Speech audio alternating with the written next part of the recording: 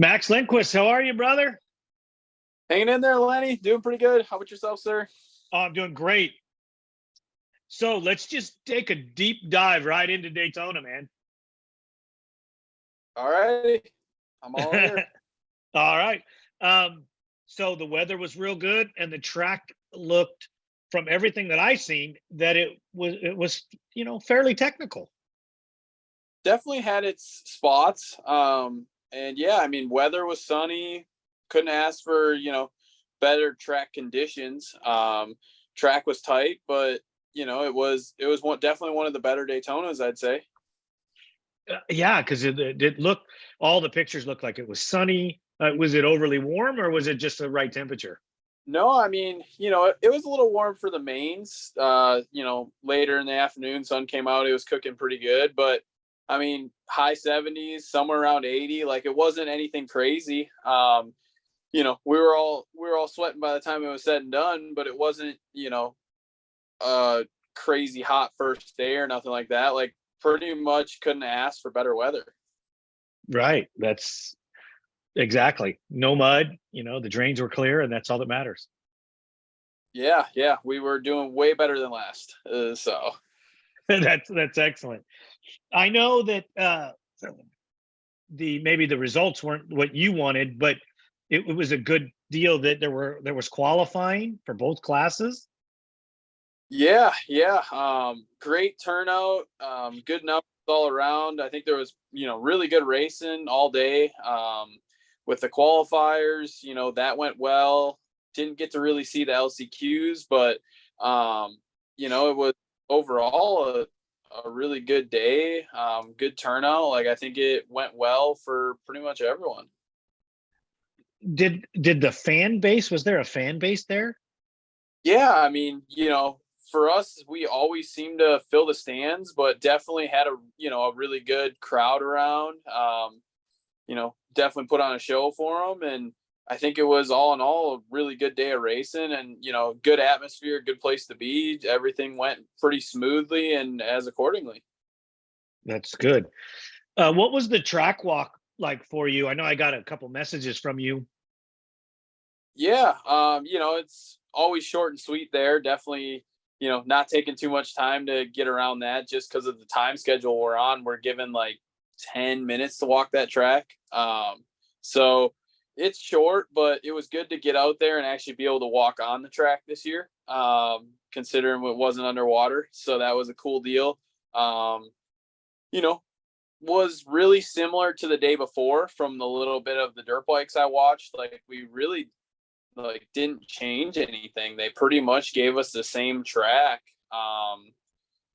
which was nice. But at the same time, wasn't wasn't a huge. It was nice to walk the track, see the track, but wasn't anything super surprising. I guess I think the biggest thing walking the track was everyone checking out the whoops, the dirt bike whoops they gave us this year.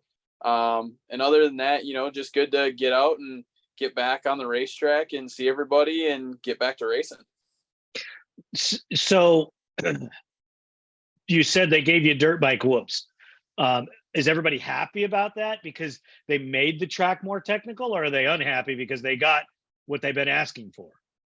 No, I would say there was quite a few happy people. I mean, I won't lie, I was a little frustrated with them like 3/4 of the way through the race when they got difficult, but I think it was, I honestly think we could have, used more stuff like that. That track is always pretty simple.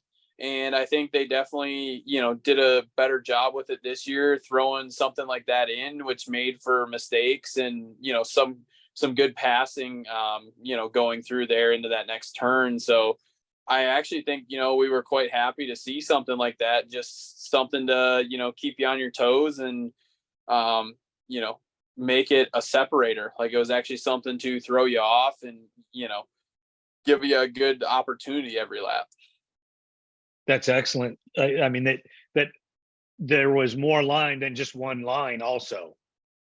Yeah. As the day developed, the track got a little more one line, just as everyone rides, figuring things out and how things broke down. But that was definitely like the one section all day. Like, you know, you saw passes and mistakes through there all day, was going through those whoops and that side of the track.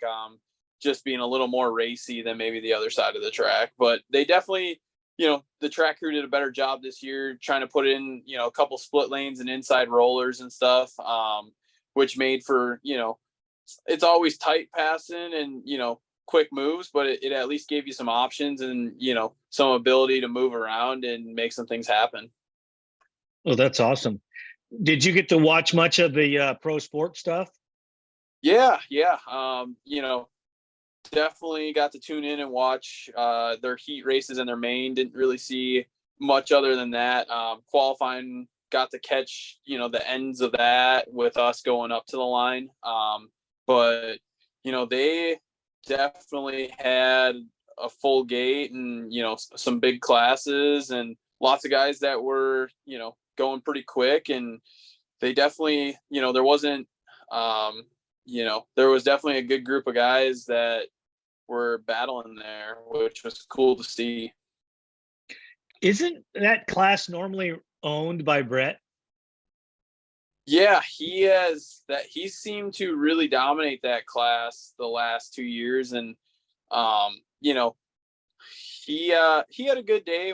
Won his heat race. You know, looked good on the track, but it was really cool to see. There's some younger talent coming up that definitely is going to be, you know, pushing him and looking to win some races, because there was, you know, 4 or 5 guys there that, you know, were all running really close in time and looked all really good on the track. So it was cool to see, and they definitely, you know, made them work for it. Well, yeah.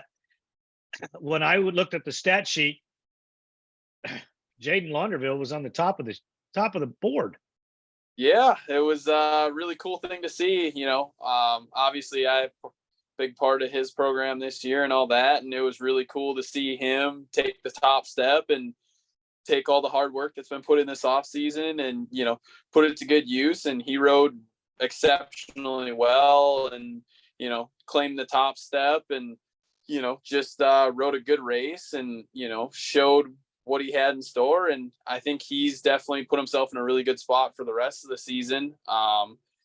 Just by he was by far the most consistent, just, you know, really smooth, effortless, which isn't necessarily always Jayden. So it was really cool to see him, you know, focus in and put in really solid, clean, good laps. And, you know, definitely put in the work to, you know, and earn that one. But it wasn't an easy task. You know, they had a really good battle.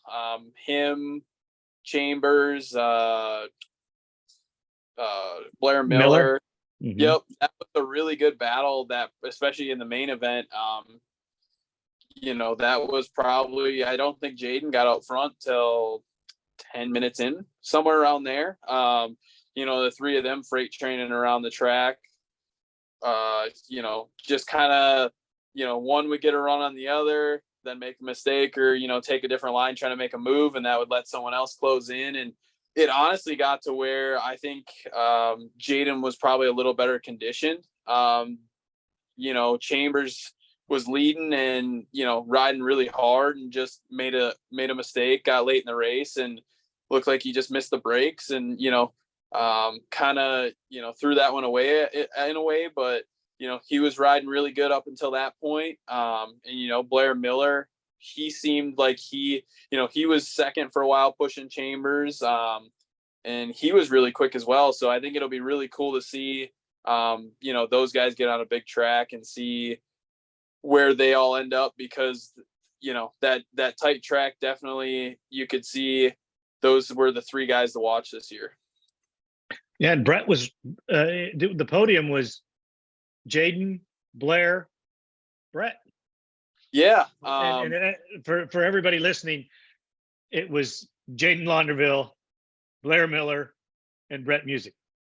Yes, sir. And, you know, didn't say much about Bret there, not taking anything away from him. He just rode his normal ever so consistently. And, you know, I don't think he had the greatest of start and just worked his way up. And was in fourth for a while. And then with Chambers going off the track, he inherited that third spot and just veteran like riding, rode in for a third place overall and good points. And, he's definitely going to come out swinging as the rest of the year goes. I think for him, seemed like he fatigued a little bit. I know he works full time and all, so I'm sure just getting back into the swing of things, he's only going to get stronger as the year goes as well.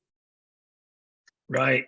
I think that Leon was really impressed with the mental game that Jayden came with. And I think that has a lot to do with the coaching that you've been giving him off the track as well. There's a group of people that have been working with him, but you and Leon have really been working with him to get that mental focus down. Yeah. I won't lie. Jayden honestly surprised me with how well he handled the pressure and rode. Not taking anything away from him. That was the biggest thing we worked on this off season was focus. The kid's got raw speed. He's fast, but, likes to make wild and irrational decisions every once in a while. And, he definitely made even a few this off season, but when it came down to it, something clicked on that day and he put all the pieces of the puzzle together. And, it was really good to see. Was super proud of him. Just, went out and rode. He did what we've worked on all off season. And, that was one of the first times I've seen him really put everything together and do it all day long. It wasn't just a one moto, come out in your heat race and, go from a pretty good start up to the front, lead that. And then same thing in the main was good to see, definitely could tell, the long motos riding with me, I think really helped. Just with him, mentally being able to focus for that long. So, hats off to him for putting in the work and, I think it's showing. Yeah, because he was fast, the fastest guy in practice, fastest heat race, and then fastest in the main. Yeah, he definitely took the plan and stuck to it. I definitely didn't quite follow through with what we were working. So, good job. I'm glad one of us did what we were supposed to. So that was really good to see. And it was a picture perfect day for him, which was awesome to see. And, obviously very rewarding after the long off season it's been. So I'm sure that, that boost of confidence will really propel, him into this season. And I hope, to see him keep riding the way he is, because it's definitely a different Jayden Londerville than, we started with this off season. He's definitely growing and learning, which is a good thing to see. Right. And, you got to really take your hats off to Blair. Coming off that shoulder injury, and the last conversation that I had with him, there was an uncertainty if the arm and shoulder was going to be strong enough. So, yeah, I'm not totally surprised at all with his performance. He was a big threat last year. Showed to be was a podium contender, and if not a championship contender last year, winning a couple races. And I definitely think you'll see him fighting for the wins all year long. I got to see him before the season here at Decker's training facility riding, and, he looks comfy. You can tell he's, definitely working out and putting in the work as well. He looks like he's in good shape. And from what I've seen of him ride, he looks like he's going to be a tough competitor all year long. So yeah, hats off to that kid. He looks like he should definitely be up and coming and looking to, try and steal some race wins. I can see that happening. I mean, that class, it seems to be loaded, and those young men are just on fire. I did miss the WMX being there this year. That would have been quite exciting. I like that class, and I think it brings a lot to the sport, but that's neither here nor there. Let's talk about the guys that were there in the pro class. Qualifying, the times that I seen, Joel just owned the day. Yeah, actually, just ran into him tonight, and pretty much how he said it was, it was a perfect day. it went, everything he trained for, it worked out, went his way. And, hats off to the dude. He's a champ and he proved why. So, he's definitely on the top of everyone's list because he's going to be really hard to beat. He came out and performed very well. Yeah, I did a taped a race report that will come out on tomorrow with this and Cody Collier's for the GNCC. I did it with Jacob Stevens and we were talking about it. And I says, listen, I'm not going to go traditional pick with Joel and Chad on the top of the box and then pick some third place guy. I'm going to say that it's going to be one of you young fire breathing dragons or all three of you fire breathing dragons on the podium with those guys on the outside. And I said it this way. I says, if those two guys get out front, I'm sorry, they're going to be there. There's no way around it. And I think Joel whole shotted it with Bryce in second and Chad in third, and it ended up Joel, Chad, Bryce. So yeah, I mean, that's a really hard combination to be taking the two veterans of the class, the two top guys, and obviously give them a good start. And yeah, that's probably the result you're going to see every time. So for us young guys, it's definitely going to be going to need to go back to work and focus on those starts really, because they're so important, especially at a race like that, hard to pass already. And then you put two of the fastest guys, on the earth out in front, going to be really hard to get around them. So, and they definitely proved that. Exactly. Where did you come out in the group? Oh, not great. Somewhere in that 9th, 10th area, somewhere around there. So you made a couple passes. Yeah, I think 2 or 3, and kind of just a subpar day. Just rode from there, made a mistake, went backwards a spot, and that was kind of it. Just really struggled all day long with the machine and myself, and just need to be better. Brandon had worse issues than you. Yeah, I would say I definitely look at him too as a big podium contender and threat, obviously finishing third last year. And I'd say us two definitely underperformed for what we were shooting for. And, I definitely think you'd see the two of us have a good bounce back here soon, because definitely going to need it. Right.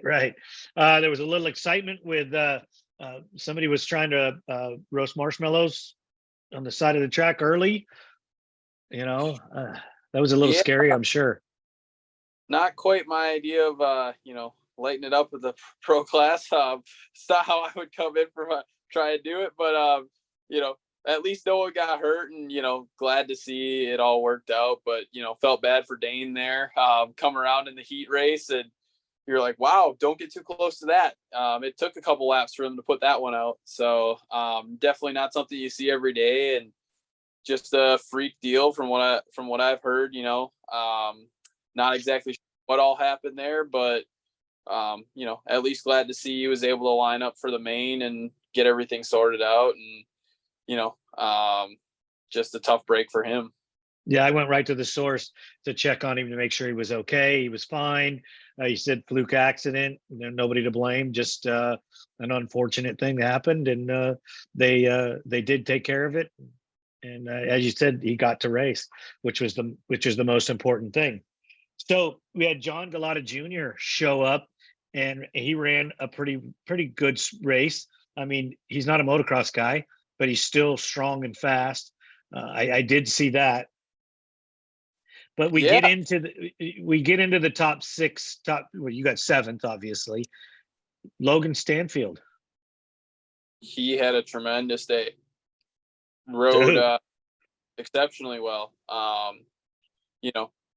Definitely a little upset to be behind him for sure, but hats off to him. Like, I made a mistake. He got by me, and he rode there the entire race, just hit his marks and clicked off his laps. Definitely looks like he put in the work and earned that one. He all day though. From what I'd seen, he qualified well. Heat race was good. Just, he put himself together a really good day. So definitely, I'm sure he walked away happy and excited for, what's to come. Yeah, you wait till you next week. He's going to have an episode. Just wait till you how he talks about Daytona. I bet you he is one happy guy. Right now, no.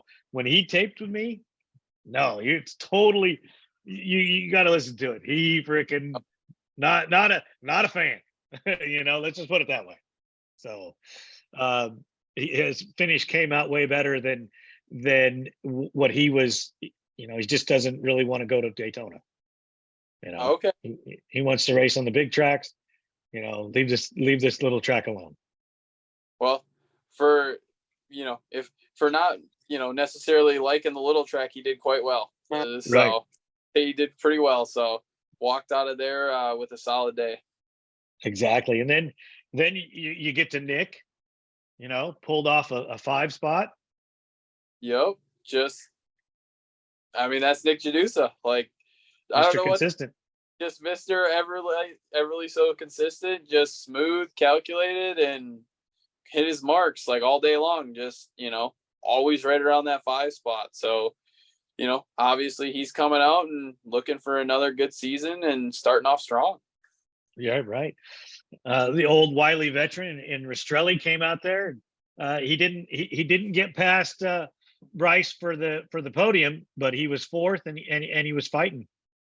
Yeah, he always, I think, being the hometown boy, I think he looks forward to that one. And it definitely seems that way. At least he always seems to perform very well there. Last year being 3rd, this year being 4th, like always seems to put together really good races there. So hopefully, I'm sure he's looking to carry on that momentum and keep going because all day long, just put in the laps and, rode a good race. That's awesome. I mean, we had that conversation about a few of these guys, and how they were going to be and where they were going to end up, and minus you and Brandon, this is exactly how it's breaking down. Not to be a smart ass. Sorry, didn't mean to take it. No. Didn't mean for you to take it that way. You're all good. That's call it as it is. It's everyone has those days. So those guys are it's the guys I'd expect to be there. It's all your veterans. Like you look at who was, Bryce Ford being an exception. Otherwise, you got the 4 or 5 oldest guys in the class up front. Like, it's your guys that have been there and done it over and over, and know when to push and when not to, and where to, take your spot and hold it, and or when to go. And they obviously came in prepared and ready to go. Exactly. That's exactly what you would expect from them, though. Yeah. Right. Wouldn't expect anything else. I haven't got to talk to Bryce, but I did get a thank you and a smile. So I'm assuming that, he's back on track from where he ended last year, with a positive mental attitude and he's prepped and ready to go. Yeah. I definitely say he's, on a good streak right now. And I'm sure he's, feeling good about the season after, a good off season. The last couple races, he's been in podiums and, winning that Vegas race. Like, he definitely seems like he's, on a good streak and looking to continue with it. Right. Well, he came out strong in the start and rode consistent and well, to stay in the 3 spot pretty much the whole day, right? Yeah. I think, I can't exactly remember his rookie year. I know he wasn't on the podium, but he did well there. And, last year he was, battling with me up in front for those podium spots and just had a freak mistake. Like he always likes to come out, and he's always fast at Daytona. And nothing changed again this year. He just, put all the pieces of the puzzle together this year and, rode a smooth race. Last year he was 2nd place till half a lap left and just made a freak mistake and went over the bars. And, he got it out of the way in qualifying this year. If that's what it takes, that's what I do too. So, he took a little spill in qualifying and, came out and, rode good races, both heat race and main. So, hats off to him. He rode a good race, and was consistent and smooth, like you said, and just, put it up on the box and start the season off strong. Exactly. He did great. Chad was ecstatic because, no, he didn't win, but he's within striking distance. He's there. He's in the 2 spot. He wasn't that far back. And, for a guy that's, no offense, Chad, getting up in age, seems to be in great shape and ready to do battle. Yeah. Seeing him after the race and before, and, being closer with him from what we've talked about, discussed, definitely, he's in a good mental spot and good place, coming off, had a minor surgery this off season, on his knee, and getting all patched up. He's feeling really good. Everything with the family's doing good. Like, I think he's just happy to be back racing and enjoying it. And, that's when you're dangerous, is when you're having fun. And, he's obviously showing that he's here, to fight again for number 9. That's kind of the gist I was going to get. He's having fun. He looked like it looked like he had a good time. Yeah. From us, the conversations we've had, you can just tell, like, he's enjoying riding his quad and having fun with it, and just, taking it day by day and race by race. And, seems like he's as good as he's ever been, not slowing down anytime soon. That's for sure. Well, yeah, we didn't think he was going to, did we? No. So, but he just keeps, always seems to keep progressing, and, always comes out ready to race. Exactly. I saw a couple pictures of Joel, and the guy looks like he is just on fire internally. I mean, he's in his prime, that 29, 30, like, he's made his mistakes, he's learned, and obviously, he knows he's fast. He's been fast for a long time. And I think, clicking off last year, winning a championship, like, number 3, and, what's stopping him? Like, I think he's just getting rolling. I think he's obviously your championship favorite for, quite a while. The guy, just puts in the work and shows up and is crazy. Like, you can't explain his riding style. Like, he just goes. Like, he looks like he's, like, he used to look like he was all over the place, like, just hanging on wide open, and, like, he's taken that, like, crazy, like, ridiculous fast wild, and it's almost like an art now. Like, he's got it down to where, like, he's smooth. He looks like he's, crazy, almost out of control, but yet he's smooth, calculated, and has it down. Like, the dude just has elevated his game, and, it's going to take someone else to elevate theirs, because he is obviously showing that, he's got something figured out that the rest of us need to figure out. He looked thinner and harder than normal. He's not a very big guy. No, he looks like he's just rock hard physical condition. Yeah, I mean, I don't think he's cutting any corners. So I think he's going to be ready to go, and he's confident coming off a championship season. Come out and take off right where you were.